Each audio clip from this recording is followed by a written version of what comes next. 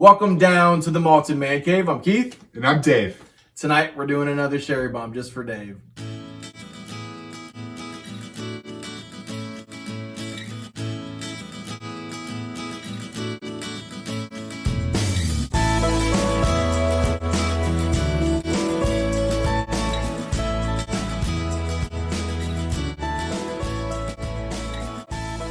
All right, so as I said, tonight we're going to be reviewing a sherry bomb, and this happens to be my anniversary / passing my independent license counseling exam kind of gift to myself that my wife approved of me buying. So this is Glendronach single cask 1995. It's an aged 19 years in an Oloroso sherry butts. For you geeks out there, the date it was distilled was 05. In Europe, they kind of do things back where they put the day first and then the month. So it's 29, so the 29th of May, 1995, and it was bottled in July of 2014. Interesting, they don't put the day, they just put the month, 07/2014. That's kind of interesting. I've never seen that before. Cask number 2381, bottle 80 of 627, comes in at 55.7 ABV, and as all the single casks are, non-chill filtered and no color added. And it's not quite as impressive right now when it's a little bit, it's not as full as it was before, but when it was up to here, I mean, it just looked like it was freaking coffee. Yeah. I mean, for no color added, like, look how dark that is. It's like Coca-Cola. Two in a row now that we've got some pretty good looking first fill casks that look like. Yep. Yeah, the Cavalon. Yeah, it's amazing. And those aren't that old. This is 19 years in a sherry. That's like 7 climate, right? That's what people were saying. I actually thought Taiwan was farther north, but actually it is. Oh no! It is farther south. Taiwan number one country. Number one. Taiwan number one. Taiwan number one. China number 5. We just can't help ourselves. Japan we can't stop. number 4. I'm so sorry. We can't stop ourselves. So, as many people know, Hong Kong number 1. As many people know, the Glendronach single cask, they're very sought after. In fact, they are way more expensive. I remember I was asking Travis Faircloth, so shout out to Travis Faircloth, Carolina Caviar. I was asking, dude, hey, I was looking at your Instagram page. That looks delicious. The caviar? Don't you want to try it? Yeah. I had it a long time ago, but I don't remember what it tastes like. It's been a while. It looked good. So I was like, dude, I got about $250, $300. I want like a 18, 19 year, like Oloroso. And he found this baby for me, so I bought it. This is only like the second or third bottle that I've bought in the last 6 or 7 months. The wife has kind of clamped down on the purchases. And so we're just trying to review what we got around the Malted Man Cave. But we're going to start reviewing my stash. We're going to start reviewing Jose Cuervo. Fireball. Jose Cuervo. A little Fireball. Little, we got plenty. Little Coors Light. We got enough whiskey to last us for a while, so we got plenty of reviews to come out. But as we said, many people know about how good the Glendronach single cask are. The year 1995 was obviously good. It was before the mothball, obviously. And you get all those just amazing casks that kind of just sat for all those years during the mothball period. So yeah. 95, what was that, like 6th grade, 5th grade for us? Oh my gosh, man. Jeez. We were just babies. What was it, 83? Well, what grade were 12. we? We would have been 12 years old. 99, we were freshmen. All right. So anything else you want to say about this whiskey? Let's get into it. Are you excited for the sherry? Hey, I've been getting a more well-rounded palate. You have been liking some sherry lately. I have. What do you get on the nose? Oh my gosh. Yeah, that's so good. I poured quite a few samples of this for other people, and I shared it with Mike. And actually, I haven't shared it with Dustin yet. This reminds me. So the first note for me is New Boot Goofin'. It smells like what? New Boot Goofin'. New Boot Goofin'. Have you ever seen Reno 911? No. A long time ago. New Boot Goofin'. Goofin'. It smells like really nice leather. Oh my gosh, just the best tasting, smelling chocolate with leather. Like you can definitely tell this is Leather? No, but yeah. It's been aged in the oak and the quality. Sometimes it can be too much oaky and leatherness, but this It is reminds me of done right. like a dark chocolate, like very dry. But also milk chocolate too. It's like both. You get the dark chocolate, but there's also milk chocolate. I get Coco Lopez, like coconut Coco Lopez. Splash of like cinnamon, marshmallows, like almost like a s'more almost. With like the Hershey chocolate and like the marshmallow. No graham crackers though. I don't get the graham crackers, but if you just had marshmallow and chocolate. Oh my goodness. Anything else? No, that's a good, the chocolate mixed with that kind of the puffy, sugary taste of a marshmallow. That's a good way to describe it. Maybe a little roasted marshmallow. There's a little bit of nuttiness, like walnut or peanuts kind of lurking in the background too. Like honestly, this is one of the, do you not agree like chocolate just is like takes over the show? Yeah, it reminds me of like a hot fudge sundae. It's like I can't even like concentrate on any other notes because the chocolate is so prevalent. Yeah. And to me, that's a good thing. Like this is dessert in a stinking glass. You don't agree? I mean, so I get your chocolate notes. You know what? Yeah. Oh. What is that? Oh, it's the sherry. There is like almost like raspberry chocolate. That's a good way to put it. There's some like kind of dark red fruit with the chocolate. Raisins? Raisins is there. This is Dave's first time. Well, you actually had this with Ryan, but you didn't get any notes. So this is the first time you were trying to get notes. That was an interesting night. Yeah. I'm a hard guy to argue with. Things got real. What do you get on? Let's go in for the palate. Oh, let's get into it.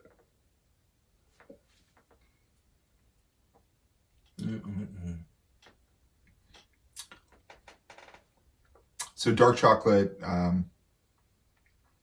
cinnamon and honey. It does taste, it is sweet to me. It's something about it is not my favorite thing though, and I can't put my finger on it. After the review, I'll take the rest of that. You can pour me the rest of that. It's not. I'm sad that this bottle's almost gone. Yeah, it's not my favorite thing.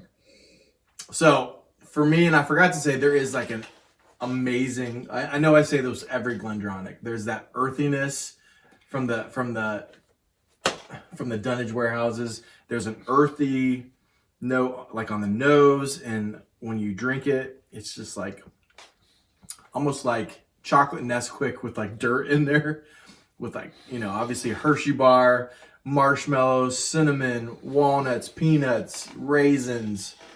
Oh my gosh. I think that's what it is that that strong chocolate with the red fruits. That carries through. Like pomegranates and raspberries are the two fruits that really stick out. And then the raisins, chocolate, marshmallows. Oh, that's a really good chocolate, like a chocolate covered have you ever is it Brookside? Have you had Brookside chocolates? They're like more expensive. There's one, no, and it has, we can't afford them. We get them for holidays. It's pomegranate chocolate, so it's like pomegranate on the inside and then chocolate. It's dark chocolate. Just nurse that, and I'll drink it later off camera. The leather and the oak and the dirty soil mixed with all the chocolate and marshmallow. Oh my gosh. What do you get on the finish? How would you say the finish goes? Since Dave's in a hurry to get through this. So the I'm in a leather. hurry for him to pour the rest in my glass. I think it's that earthy note that you were talking about, mixed with the leather. To me, it reminds me of, like a horse saddle, and that's where I'm getting. Yeah, there's a ton of leather. Yeah, so that's where I'm getting like. For you, is that not as? It's pleasant? triggering. Is that it's triggering that's not me. as pleather? That's not as pleasant. It's not as pleasant for me because I hated having the horse. So my brother had horses, and I had to take care of them, and they weren't even my freaking horses. You had to do the work. Yeah, I mean I had to help. Mm-hmm. I didn't have to do all of it. Just reminds me the leather. I don't know if I like leather, so maybe that's like a note that's not my favorite note. Yeah, no, I don't know. Anyways, the leather is very strong for me, and the chocolate with the pomegranate is a good. I don't know where you got that from, but that's a good explanation of that red fruit.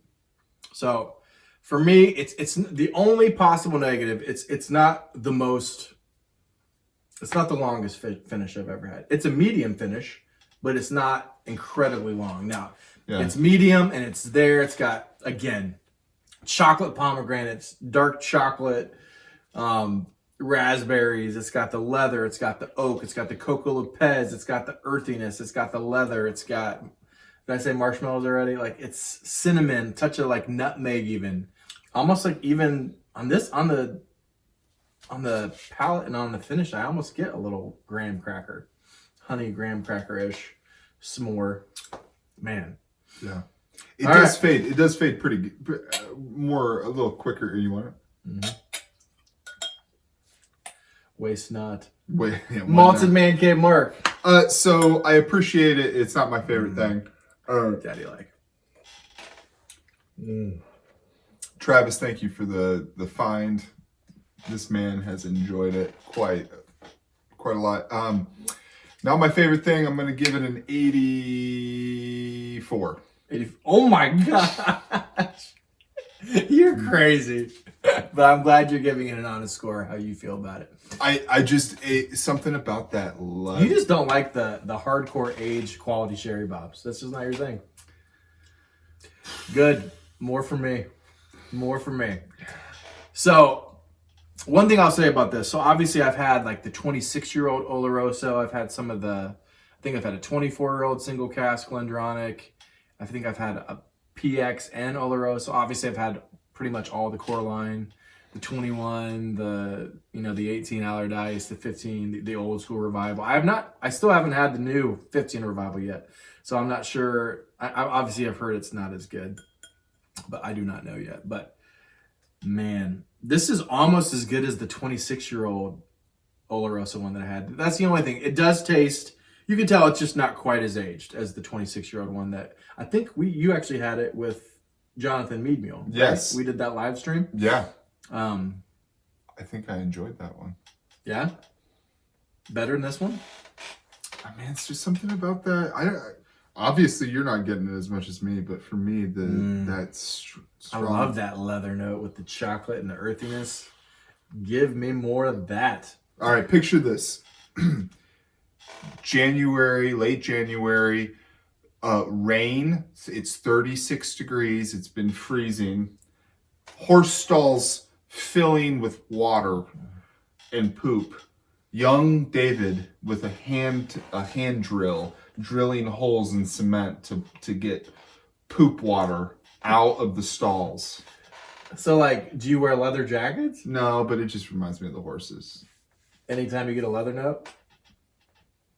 No, just that leather note, man. So old scotches are pretty much, especially any old sherry scotch. No. This is the only time I've ever had like That's not true. a visceral reaction to leather. Yeah? That and... Yeah, no. I think sometimes Dave gives low scores just to be dissident. That's what I think. I'm just kidding. Keith was like, I love this. Wait until I get a hold of it. 82. So for me, it's, man. F your. Man, this is... I don't want to give this too high because I don't think I gave the 26-year-old Glendronach single cask is better than this, but not by much. And I think I only gave that a 91 or a 92, so I got to give this like a 90 or a 91. So a 90.5. I want to give this like a 91 or 92. I like it that much, but I'm pretty sure I gave a better Glendronach a little bit lower score. So 90.5 for me. Yeah. So yeah. So I think it's still Malted Man Cave approved. Yeah, I mean 8 out of 10. Yeah. 84. Yeah. Yeah. Good score. Question of the night. So this is kind of a perfect lead-in. You talking about my older sherry bombs that I don't like. I was asking Keith, has the popularity growth of whiskey, which is undeniable. We're clearly in a boom period for whiskey. I mean, look at what we're doing right now. We're all watching each other drink whiskey. And it's unbelievable. Even since we started, how many channels have like sprung up? Yeah, which is fantastic. I mean, you can have a community without leaving your home. Yeah. So it's fantastic. But has that popularity negatively affected the quality of the content within those glass jars? So I would absolutely say yes. And maybe not for the reasons you might think. I think because of the popularity, I think that they're having a hard time keeping up with the demand. Mm-hmm. So not always. We all know that sometimes young whiskey can be amazing. In fact, a lot of times peated whiskeys, they don't necessarily, they can get better with age, but sometimes they lose a little bit of the vibrancy and the peatiness that some of us love. But just overall, typically more age with bourbon, if you start getting to the 10, 12, 15 years, the bourbon just starts to get so much better. Same with scotch. The longer you take a good quality like sherry cask and you just put it in there for like 20, 26, 27 years old, it just soaks in all the vanillins and the oak and all the sherry goodness that was in there left over. And for me, it just makes it amazing. So I will say, because so many people like whiskey now, they're having a hard time keeping up with the demand. So the products are getting younger and younger. Yeah. And that you're seeing that with a lot of the non-age statements. And then the other side of that is now, because it's so popular, these distilleries and these big companies, and we won't say any names of these big giant conglomerate corporate although Diageo's been doing some things that they've kept some age statements. They've been putting out some good quality things, so I'm not going to knock them too much. They used to be worse, but I feel like they're doing some good things lately and keeping age statements when they should. But I think these different corporations or distilleries are like, oh, it's so popular now, we can get away with like kind of putting out something not quite as age or not quite as quality, and we'll still make some money off it. So yeah, I definitely think the boom period has kind of hurt us whiskey geeks a little bit. The other thing that's hurt us is collectors, people who are literally, they're not even really drinkers. They just know like, this is going to be a good investment. And then it just drives up the price for us whiskey fans, which sucks. Yeah. What do you think? So I'm gonna go from the other side, man. There are some pros to it. I think that tonight is a perfect example. This was not in my wheelhouse, and a lot of the older sherries are not in my wheelhouse because they are so well done. I'll put it that way. I like a little less sherry. So I think that that the market will drive demand, and if the market is flooded by consumers like myself, then there's going to be more things that are available in my palate. I mean, markets go towards what's selling. So what I don't think you realize is that some of the bourbons that you really like are more aged. Oh, and I totally agree with that, but I don't think the popularity is ruining the quality of the. I think bourbon is a different animal though than some of those sherried whiskeys, because you're talking about wine casks that just aren't available. I mean, they're dumping out wine. They're making some wine they just throw out, right? Yeah, but we're also seeing the age statements go like, so Eagle Rare 10. The 10 age statement used to be on the front.